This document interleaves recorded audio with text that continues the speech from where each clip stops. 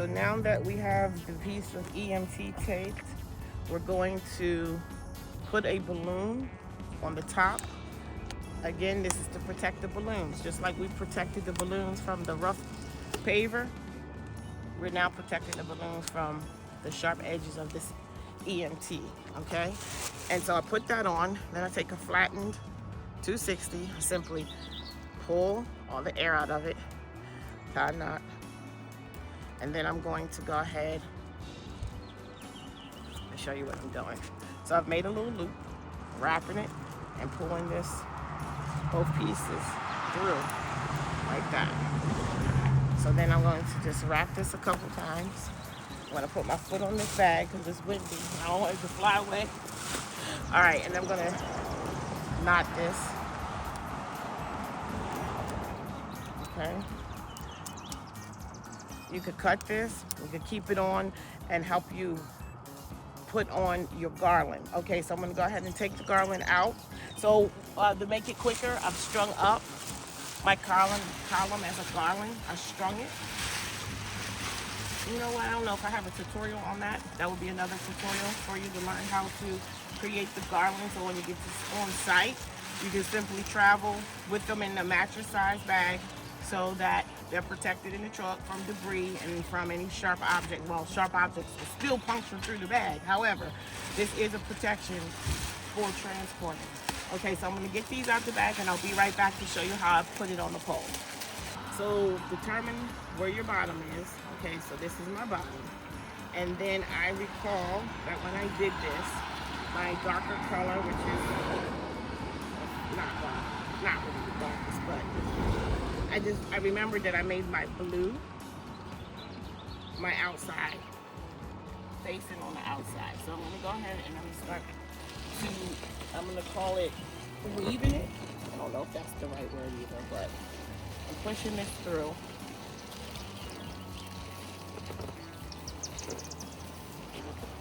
And I'm holding on to the 260 that I used to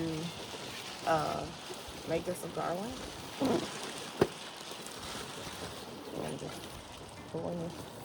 And as I get it on, I'll push everything down. But I have to get it on first. And see, that's why that's on top. Because if it wasn't, that balloon would have popped. Okay? So now it's on. So then I have to get everything in position. So we're going to start from the bottom.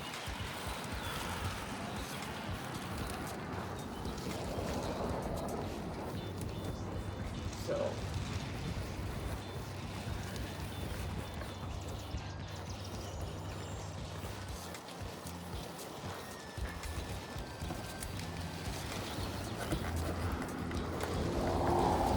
perfect. So now it's on there. So what I'm going to do is make sure this is right where I want it. And I'm going to start locking this in place. Now, you can either take a scrap piece of 260 and tie it on. See, there's a piece of 260 in here. So you can tie a piece of scrap to tie that to this pole. But I like to lock it. So I'm going to take at the top pole and I'm going to twist this flat so I don't lose my pattern. So that top row is now locked. Then I'll decide to see how it's very windy out here, so I'm going to do the same thing in the middle.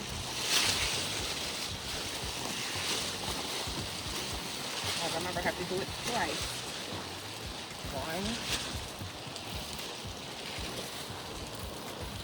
and two. All right, come on. Come on. Now, don't lose your spiral. Okay? So that's locked in two places. And then I'm going to, you don't have to lock it on the bottom. I think I'm not going to lock it on the bottom. That's pretty secure. Okay, so now that piece of extra 260 that I had hanging, I'm just going to take that and I'm going to figure 8 on these just for extra security because it's windy out here. All right, so that's that. So now it's ready for the topper. If you're enjoying this tutorial, hit that like button. It does help my channel out a ton, and it is a super small free way to show your support. Thank you, and let's get back to the tutorial. Okay, so now I'm going to put a topper onto this column. So right now it's approximately 5 feet tall, and you can sell it just as it is. And then your clients have an option of adding either a mylar or a latex topper. And obviously it should coordinate in color or match their whole theme. So what I do is I inflate them before I get to site, and I transport them in either a small, I don't know if this is a recycling bag. You can use a very small mattress bag, but it's not a mattress bag. I think this is a recycling bag. So we're outside, so I'm putting my foot on that bag. So what I do is I take a 260, and I flatten it to take all the air out, and I wrap it around. You'll see where it's tied, right underneath the knot, okay? And then we're gonna use the ends of this as our tying point, okay? So this is a 36-inch latex round balloon, but you can also use a smaller size, like a 24-inch, okay? So I'm gonna take it on either side, and I'm going to, and it's windy out here, so this is going, I'm pulling it on either side with this 260. You'll see it in my hand. I'm going to crisscross applesauce my hand. Criss meaning switch hands, because I'm going to take it and wrap it around that pole, okay?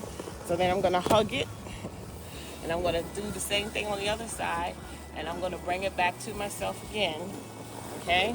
And then I'm going to tie this in a knot, okay?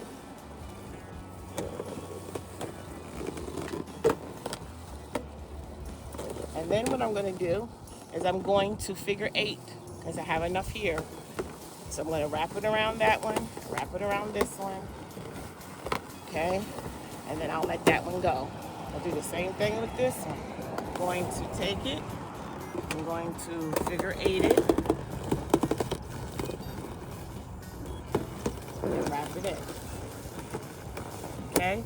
Now this piece here is the 260 that I had used to tie a balloon on the top of my pole to protect the pole from popping. So you can either cut that or you can just hide it. Okay, I'm just wrapping it around a few times, and I'm gonna hide it inside. Okay, and so that's your topper. Now, one of the things when you're putting on a topper that would be helpful is that this last row of quads is pushed up a little so this can nestle nicely. Right now it's not a problem. However, I typically don't like my topper to be resting on the pole because it tends to tilt, but it's barely touching. But normally I like this to nestle right into that top quad. So I'm gonna push up a little bit, just a little.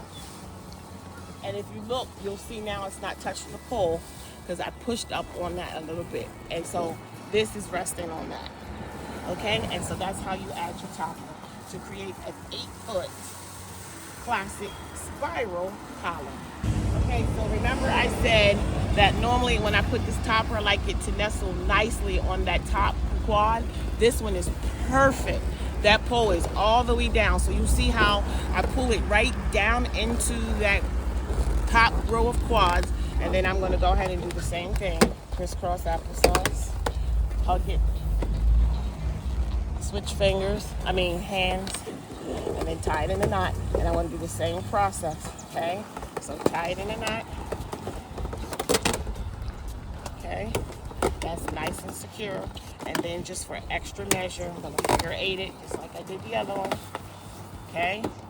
Figure 8 it, just like we did the other one, but I wanted to show you how on this one it sits nicely. You just don't see that pole. That pole's all the way down there. This is resting on that top quad. All right, again, be sure to like, subscribe, and I'll see you in the next tutorial. Bye, y'all.